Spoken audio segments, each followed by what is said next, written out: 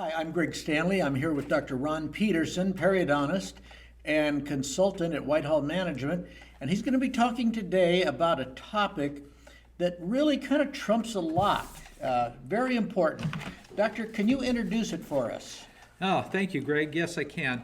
We're going to talk about organizational health. And what that means is your organization healthy? And what's the definition of healthy? Healthy means it's well organized, you have a solid culture, people understand each other, people know what their duties are, how they interact, how they work. All of those things are very important. And this is probably the opposite of chaos. Chaos is what we see in an office where there's a whole lot of people doing their own thing, kind of working together, maybe not, often inhabited by little cliques, groups that like each other, groups that don't like each other, group that sabotage each other. That's an unhealthy organization. So we're going to talk about the opposite of that. So the first thing I'd like to do is give credit to a book that I think every office should purchase because it has a lot of great information about organizational health. The book is called The Advantage: Why Organizational Health Trumps Everything Else in Business. And these concepts are available in a lot of different books. This is not unique. It's not unique to us. It's not unique to The Advantage. However, The Advantage organizes it quite well, makes it easy to follow, easy to implement, and easy to evaluate. So I highly recommend that book. There are many business models in dentistry, just as there are in all professions and businesses. Small businesses like single doctor dental offices usually have a simple organizational plan with the owner at the top of the pyramid and a small number of employees who answer to the owner. There is rarely the need for an organizational chart or sometimes even job descriptions because all employees know their jobs and do them well. When there's only a few people, if someone's not doing his or her job, it shows and the others will see it. The owner doctor serves as the board of directors of the company, the CEO, the CFO, the clinical director, and often the emergency repairman. And this model is effective, very effective at keeping business and operational costs to a minimum, but often proves to be overwhelming to the owner and the staff and can result in a chaotic culture and high level of doctor burnout and frankly staff burnout. There's a better way, and that is to develop organizational health in your office no matter its size. So that's the topic today. The book, The Advantage, uses this pyramid. The pyramid is broken into 5 levels, and you'll notice at the bottom is trust, next is conflict, then commitment, accountability, and results. And we're going to talk about each of those a little bit to see how this builds upon each other. It truly is a pyramid. Every one of these steps, bricks, is crucial to success. Trust. The people who are in the leadership position, these are your executives. So this is your executive team in your dental office. These people must trust each other. Trust must be established deeply. Without trust, nothing will work. So how do you know you have trustworthy people? If you ask anybody, they'll say, yeah, I'm trustworthy. But you need to take it deeper than that. Some people know each other pretty well. Some maybe think they do, but may not. One good exercise is to sit down with your potential leaders or the people that you believe will be the leaders and have them talk about themselves to a limited degree, essentially telling something about themselves that other people probably don't know, something that might have been life-changing, something about their childhood, whatever. Now, we're not interested in a whole life biography, but important things about that, their life up to that point that you may not know. and other people may not know that, and it might give them the ability to see this person a little bit differently. It's really crucial that this team trust each other, because many things are discussed by your executive team that really shouldn't leave the room until they're fully approved and vetted by the doctor. So these people here have to trust each other. They have to be able to say things. They have to be able to discuss things, knowing that it's never going to leave that room until it's okay. And that takes a deep level of trust. These have to be people who are not going to gossip and not going to go out and say things they shouldn't say, or try to use something they've learned to twist the knife into somebody else. So this is a solid group. And appointing this group can be a challenge. Often what happens is the doctor says, okay, I want you to be the leader, and then I want you to run this department.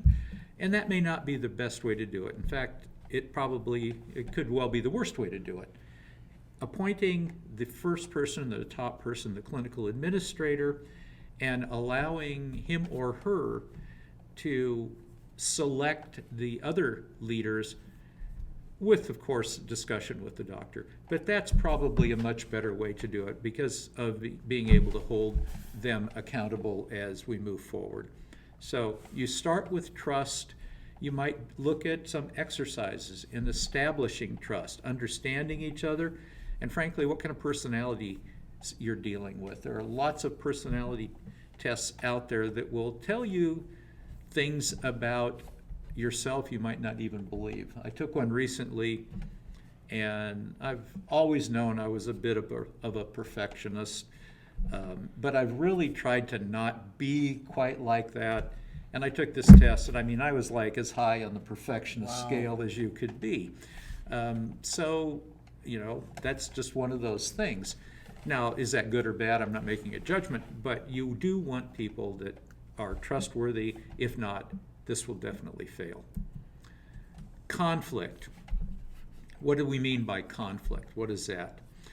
Conflict is when your leaders are discussing important topics, making procedure and protocol decisions for the office, setting goals, doing all the important things that your executive or leadership team should be doing.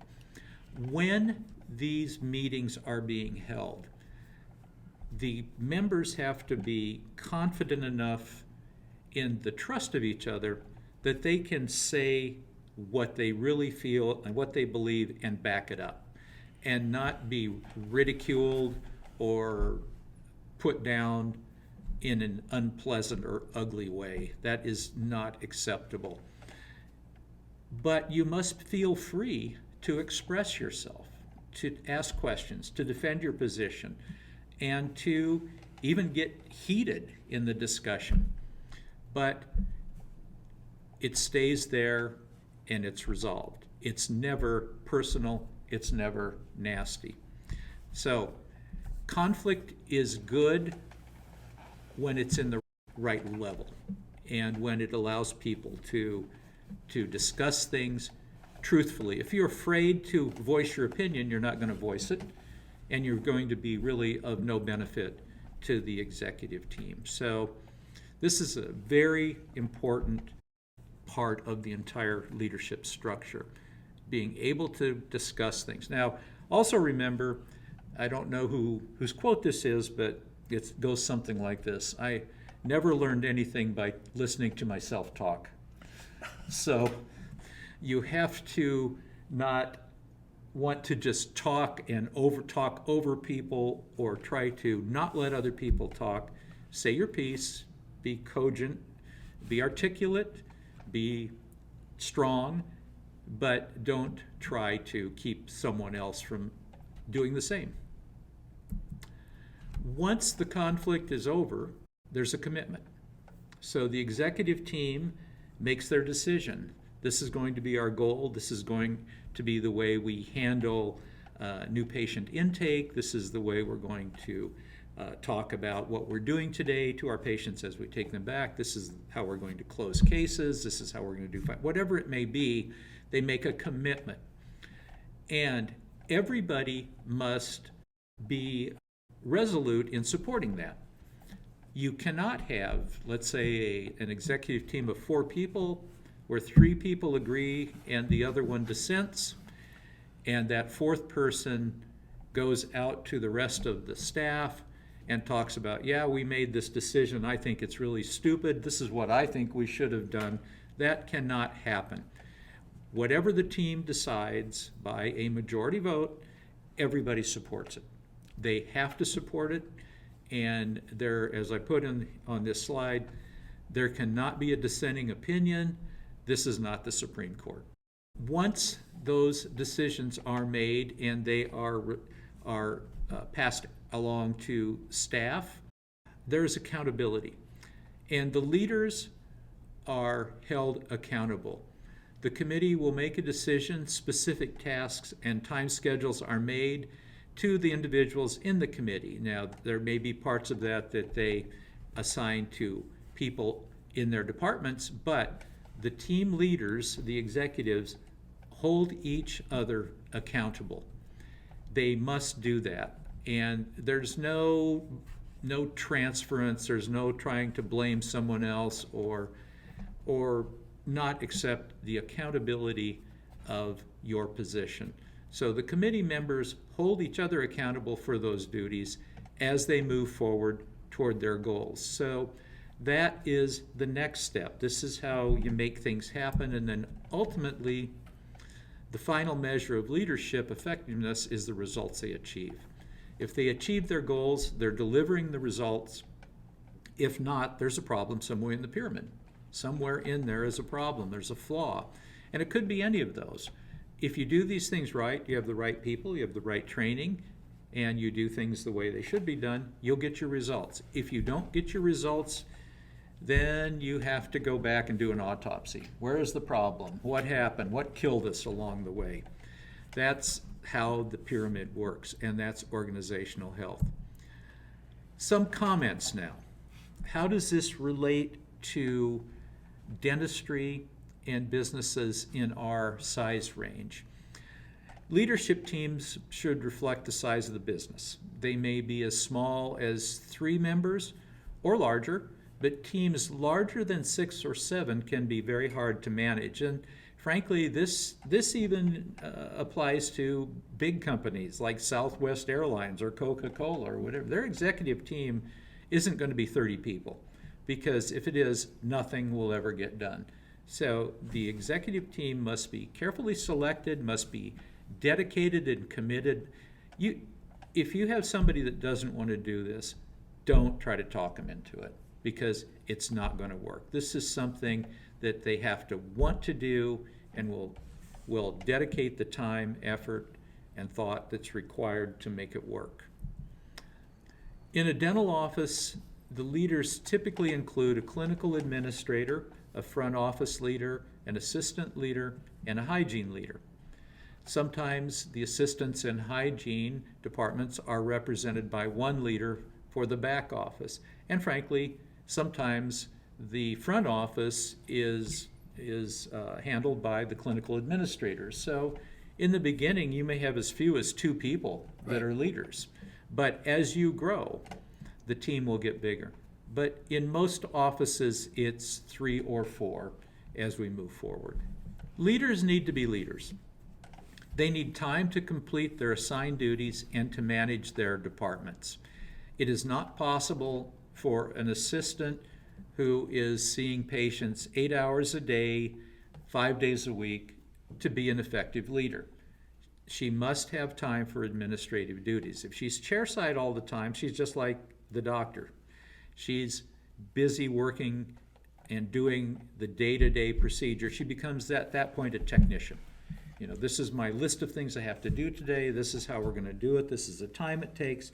She doesn't have time to think about what kind of goals we need to make for next year or for the next quarter or for the next year.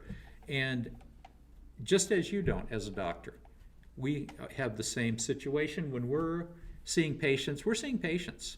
We're not thinking about other deep thoughts of management, because we can't. You have to concentrate on what you're doing. So if you expect your leaders to be leaders, they need to have time for their assigned duties and to do the management part. That may be a couple of hours, a couple of days a week, or in larger offices, it can become virtually full-time. There can be 3 or 4 full-time leaders in larger offices, and that's all they do is manage and be sure that things are moving correctly, that their departments are functioning well, that the patients are getting the experience that we want them to have, and that we're meeting our goals. And that is a very valuable asset to have in your office because they keep things running smoothly. Leaders need to meet on a regular basis. This can vary from daily to weekly or depending certainly upon the needs of the office. Some offices we work with, the leaders will meet every day for about 30 minutes before or after the actual morning huddle. Others, I know one office every Wednesday morning, they have a 4-hour leadership meeting. The leadership team meets and they handle all the things that are happening with the office from day to day to setting goals to solving problems, and they do it very well, and that office has grown considerably. In fact, it's more than 2.5 times as big as it was when we originally started working with them about 5 or 6 years ago. So it's important that the right people are in the positions, but yet they have time to do their job. If they don't have time to do their job, you're not going to accomplish it.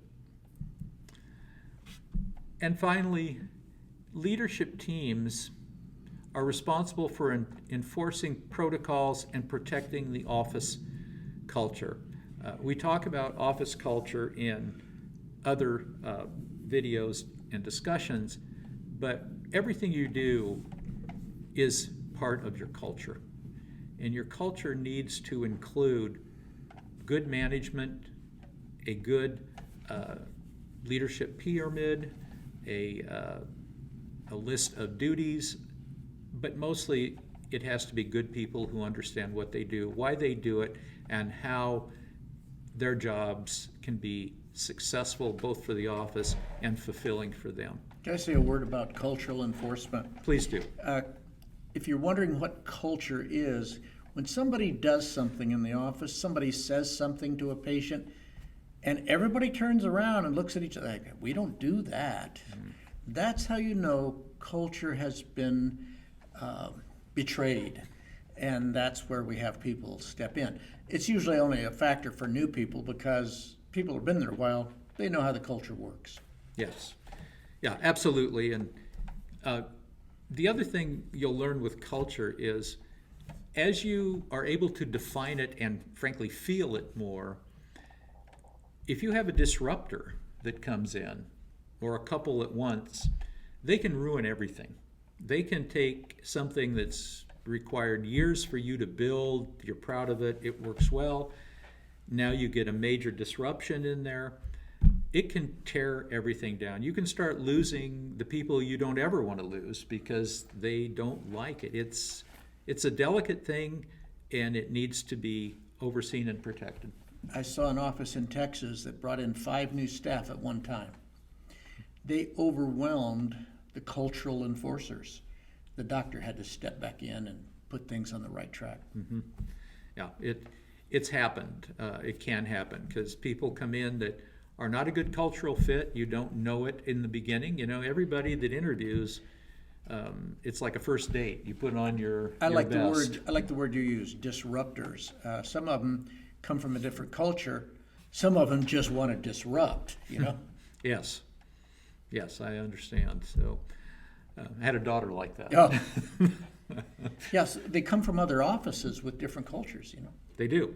And for some reason, they often want to migrate what bad habits they had into your new office or into their new office. So it's important. We always want their opinions. If someone that is new in your office says, you know, we did this at the previous office and it worked great. Great, let's talk about it. Let's take it to our leaders. Let's have them review it. But if they don't like it or it's going to be contrary to the way we're doing things now, they're going to say, that's not how we're going to do it. So if you want to be here, you do it the way we do it here. If you want to go back to your other office and do it the way they did it, no problem. So, okay, that's what I have on the organizational health of an office.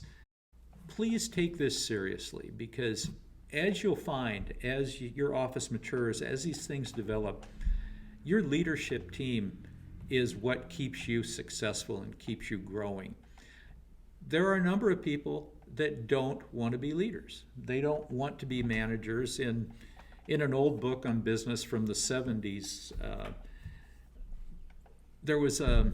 they broke down the different type of people in a business to technicians and managers.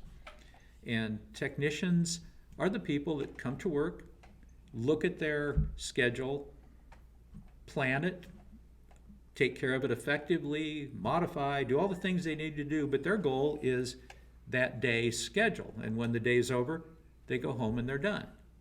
And that's fine. In fact, the example they used was a baker.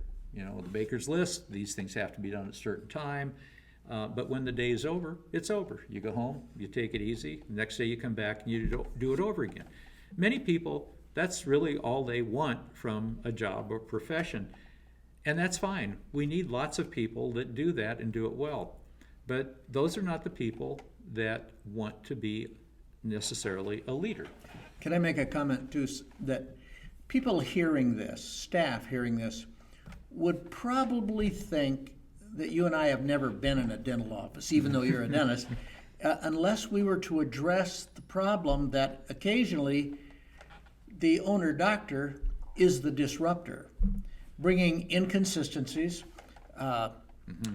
violating the culture, violating the rules, having a favorite, not communicating right. We know that. We live that every day. But if you take care of your part, in time we can address that. And most doctors really do want to be good team players. They really do. But they don't even know they're disruptors. They're just kind of trying to get the job done. Good point. And frankly, in your training, you're going to learn a lot about business. And to be real blunt, in dental school, we learn virtually nothing about business. So the things that you learn as the business managers, the team leaders, some of them may be concepts that your doctor may not even be familiar with or may be somewhat familiar with. So it's crucial that your clinical administrator, at least, meet with the doctor every week. Absolutely. Keep the doctor apprised of everything your team is doing, where you're headed with things, and be ready to discuss them and to logically defend them. Just a word about organizational health. The doctor, as the disruptor, sometimes he'll be the biggest cheerleader for the office, sometimes he'll be the disruptor, but usually kind of settles in his mind, her mind, well, I'm paying these people, what do you want from me? Well, they want more than just pay. They want a great environment. They want organizational health. And so, like Dr. Peterson just pointed out, leaders are really tasked with bringing that information to the owner doctor and kind of tuning them up, tuning them in to what will make this an organizationally healthy place to work.